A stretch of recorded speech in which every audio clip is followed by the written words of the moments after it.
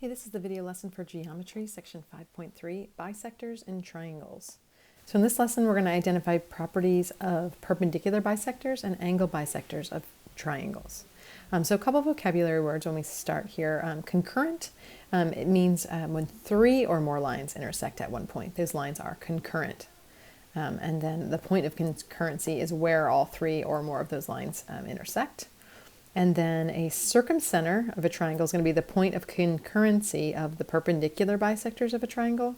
So each side of a triangle will have a perpendicular bisector, right? Cut it in half and then draw a line perpendicular through that point. And they all three connect in one spot, which is a point of concurrency and called the circumcenter. And then just one term here, if a circle is circumscribed about the triangle, then the triangle is inside that circle. It's basically you create a circle between these 3 points of the triangle, and then you make a circle that's circumscribed about, the circle is circumscribed about the triangle. And then just as we've had properties of other of these special points that we're learning about, we do have some special properties of perpendicular bisectors. So the concurrency of perpendicular bisector theorems states that the perpendicular bisectors of sides of a triangle are concurrent at a point equidistant from the vertices. So this circumcenter here is going to be equal distance from all three sides. Sorry, vertices. There's another one that's equal distance from the sides. But this one is actually equal distance from each of the vertices.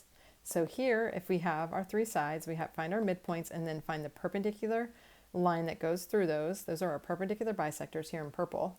They're all going to meet at this one point, the circumcenter, which is the point of concurrency of the perpendicular bisectors. This point is equal distance from all three vertices. Okay, that's why you can have a circle, right? This is like a radius, a radius, a radius. You can have a circle that's circumscribed about the triangle. Anyway, so these 3 points, sides are congruent.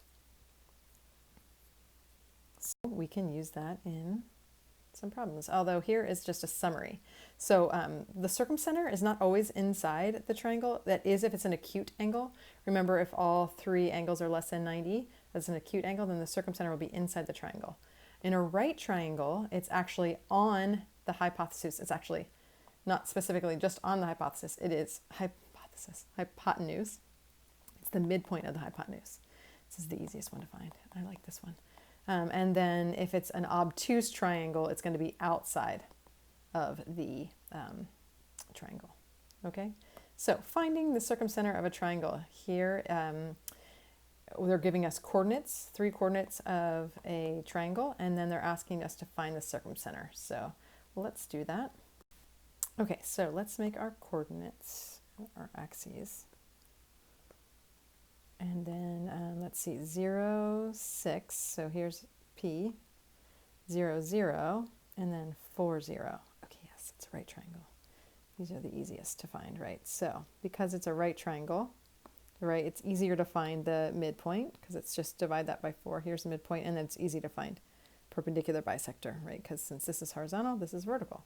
Don't have to do any slopes or anything. And then this one, we can divide 6 in half and get 3. And then since it's a vertical line, we have horizontal. And then you can do 2. You don't actually have to do the third one. And then, like I said before, this circumcenter, if it's a right triangle, is going to be the midpoint of the hypotenuse. And so this is a 2 and this is a 3. So the point is 2, 3. And that is our circumcenter. Isn't that nice when it's a right triangle? Okay, move on. Let's have one for you to try yourself. Hopefully it's a right triangle.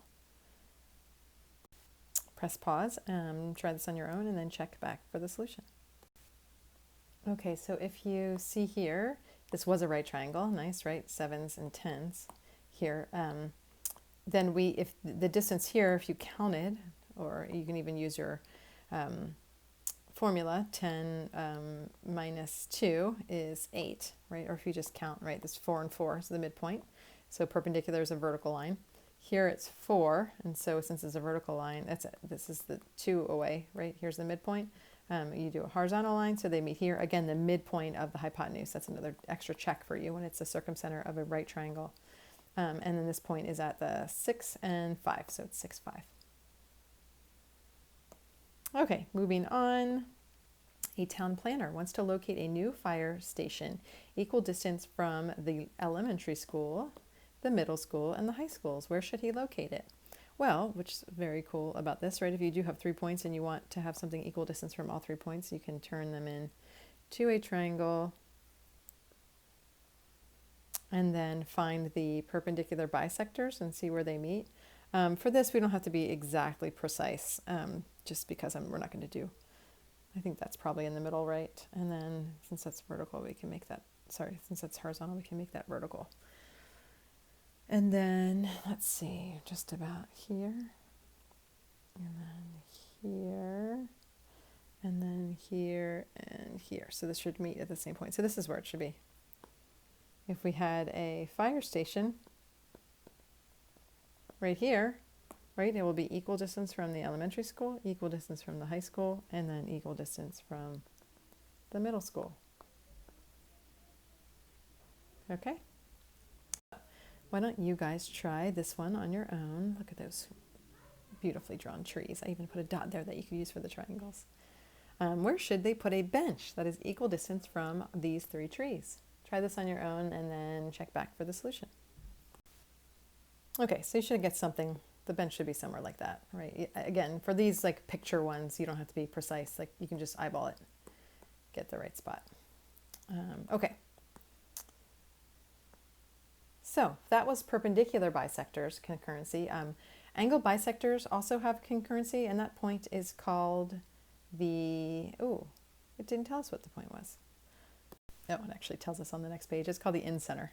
Okay, so this says the bisectors of the angles of a triangle are concurrent at a point that's equal distance from the sides of the triangle. Okay, this is the one that has equal distance from the sides.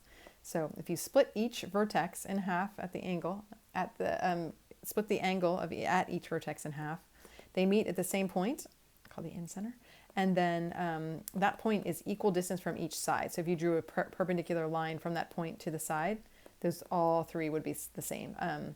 In my picture, it does not actually look the same, but I can just show you with some symbols. Look, these 3 are the same. Okay, so that's the special property of the in-center, and here we will learn the name in-center. So this is called the in-center of the triangle when the 3 angle bisectors meet. And then you can actually, right now, this is your radius now since they're all equal. And then this circle is inscribed in the triangle, right? So circumscribed is on the outside, inscribed is on the inside. Where P is the center. Okay, so problem 3, we're going to use what we know about angle bisectors. So you can see here from the picture, they're not saying anything about angle bisectors, they're not telling you this is the in-center, they're not telling you that these are equal distance, but you can actually see from here, because of these 2 symbols, this is an angle bisector, this is an angle bisector, this is an angle bisector. So because of that, you know this is the in-center, and you know that this point is equal distance from all 3 sides. So you know that these 3 sides are all congruent. So that's going to help us answer this question. It says GE is 2x minus 7, and GF is x plus 4. Well, what do we know about GE and GF? They're going to be equal, right? So we can just set up x plus 4 is equal to 2x minus 7, solve this algebra problem. Let's add 7 to both sides and subtract x from both sides. So this goes away, that's 11. This goes away, and that's 1x, which is just x. So x is 11. This is asking what GD is. So this is all going to be the same. These should all be the same. So 11 plus, right, x plus 4. 11 plus 4 is 15. 2x minus 7 should also, this is just a check. I think the answer is just going to be 15, right? Because these are all the same, 15, 15, and 15. But let's just double check that we did this right. 22 minus 7 is 15. Right, so all 3 are 15. So GD is 15. Okay. Oh, whoops, sorry. So then there's just one for you to try here. Press pause and then check back for the solution. Okay, and so here, again, these 3 are equal. We have expressions for 2 of them. So we set them equal, find out that x is 5. Then plug in 5 into 1 to give you the answer of 61. Just double check, put it into the second to make sure you did it right. If you also get 61, that means the third one. It's also 61. All right, and that's it. Time for practice. Enjoy.